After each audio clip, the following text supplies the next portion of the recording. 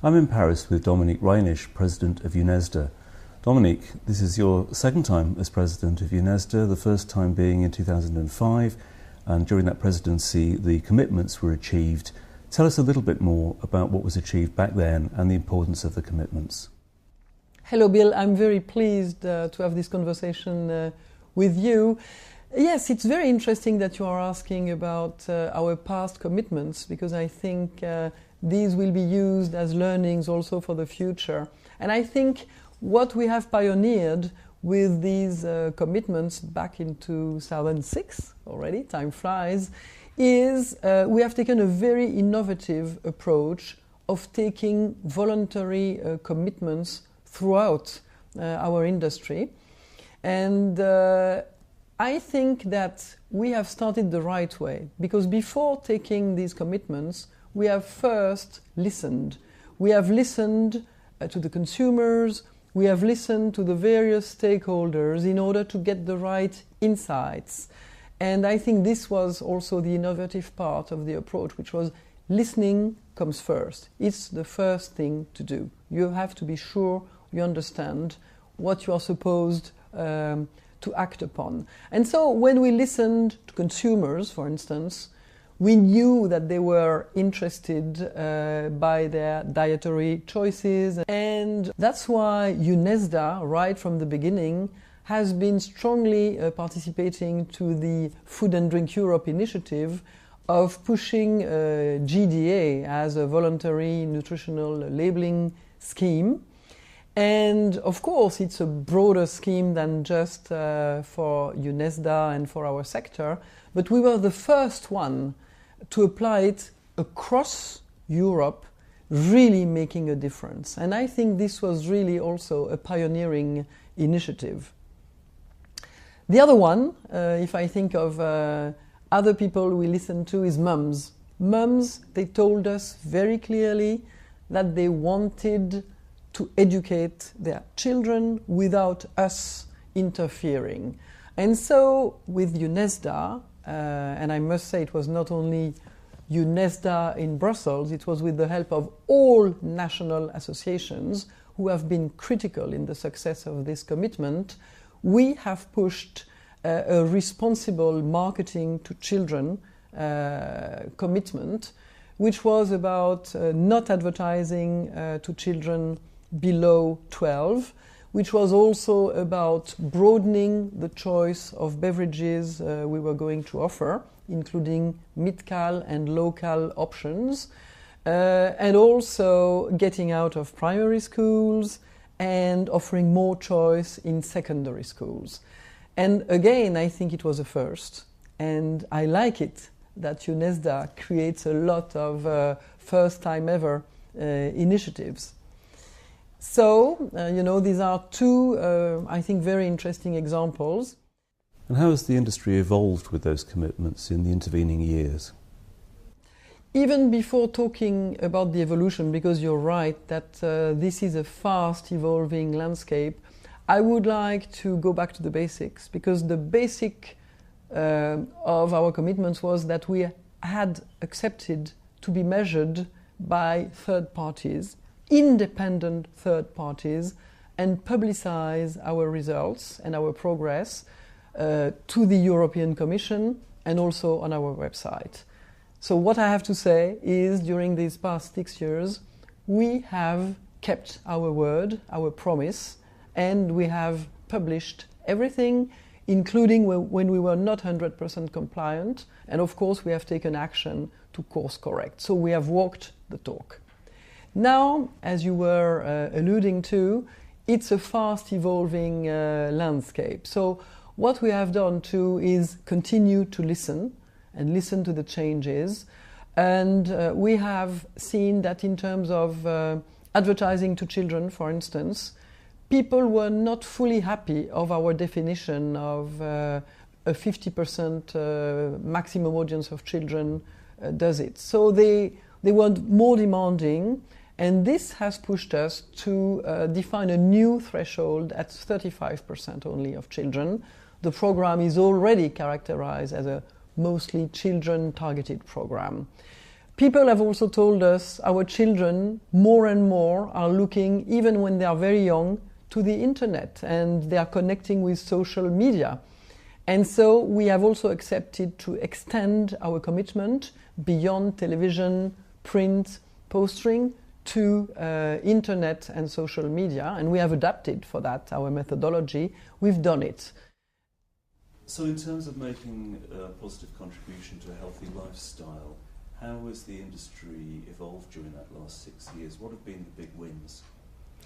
We have had, I would say, two major wins, and of course a lot of other positive impacts. But if I have to focus on two wins, the first one I would mention is, frankly, the positive knock-on effect we have had with our initiatives. And let me illustrate what I mean by that. You know, after we have, for instance, committed to responsible marketing to children, we have been followed by many other sectors, and for us it's a great reason for pride, because we are setting the example to do good in society. And other companies have, for instance, pledged with the WHO. This has also extended throughout the world, and the same has happened to the GDA nutritional labeling scheme, and it was not obvious to begin with. And when you think that this has extended to Latin America, to Australia, you know, it's very very impressive, to Southeast Asia. I think, you know, Europe setting the pace is very interesting, especially in these days. So we should continue, that's for sure. We have had another big win, which is, frankly, pushing everybody to accelerate the development of the variety and choice in the portfolio. So diversifying the portfolio of beverages we are offering, be it with smaller packages, different packages, lower calorie options.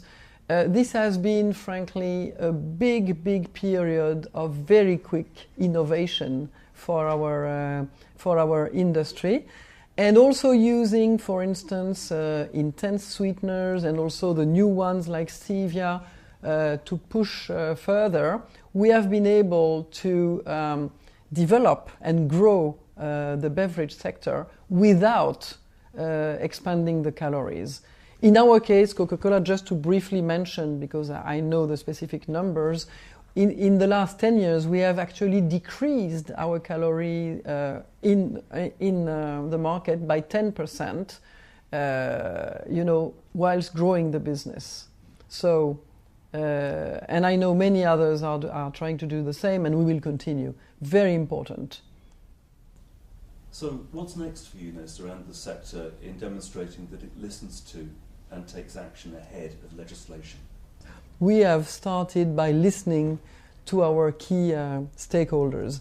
And I think if we listen to society today, there are two major topics that emerge for our beverage sector. The first one, we have to acknowledge that the obesity pandemic is continuing in Europe, and that, of course, nutritionists, parents, public governments, etc., are concerned, and rightly so, by this trend. We also know it's a very complex, multifactorial issue, and we know we can play a role. We have already done it with the previous commitments. If I'm told it's not enough, I would really admit it, and I would say we have to move further. We have to continue showing the way. So I think this will be undoubtedly so a key priority for my presidency.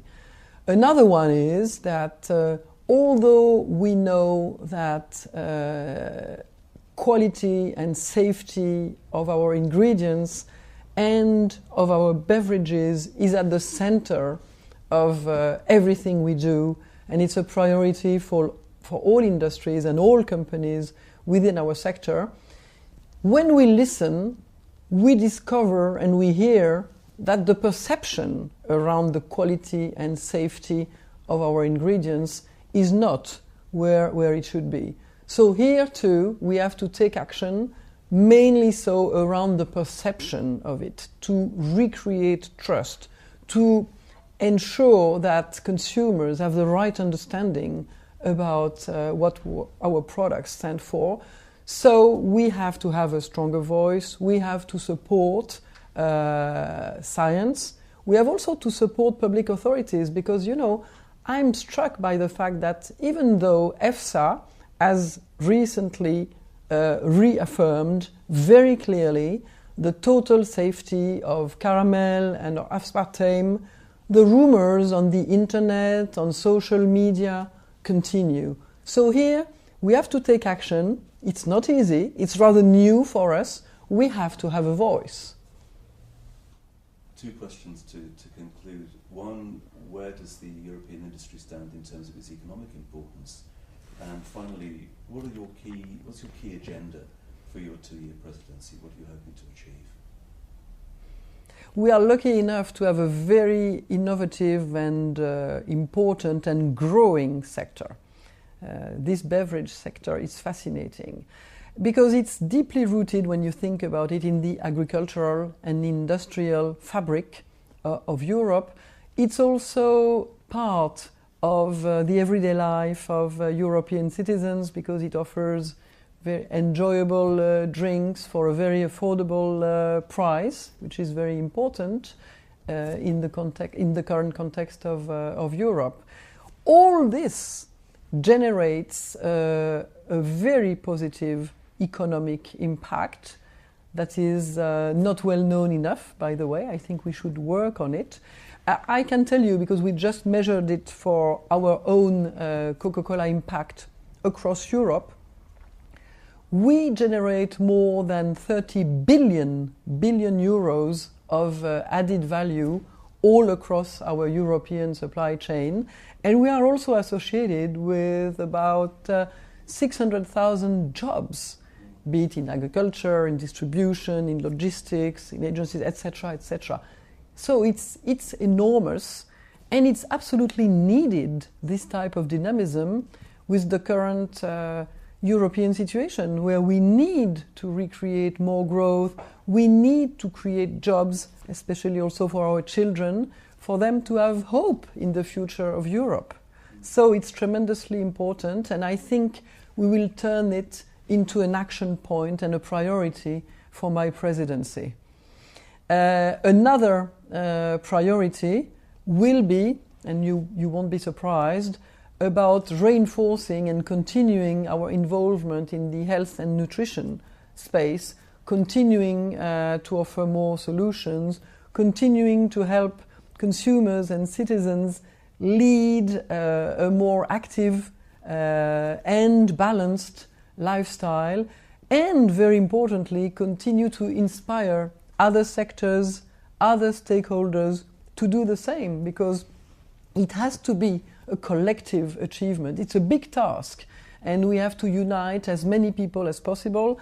In the same way as in UNESDA, we are working hand in hand between, Brussels and all the national associations who have been absolutely critical in the successes we have reached so far. Well, may I wish you every luck with your 2 years as President of UNESDA. Thank you very much, Bill, and talk to you soon.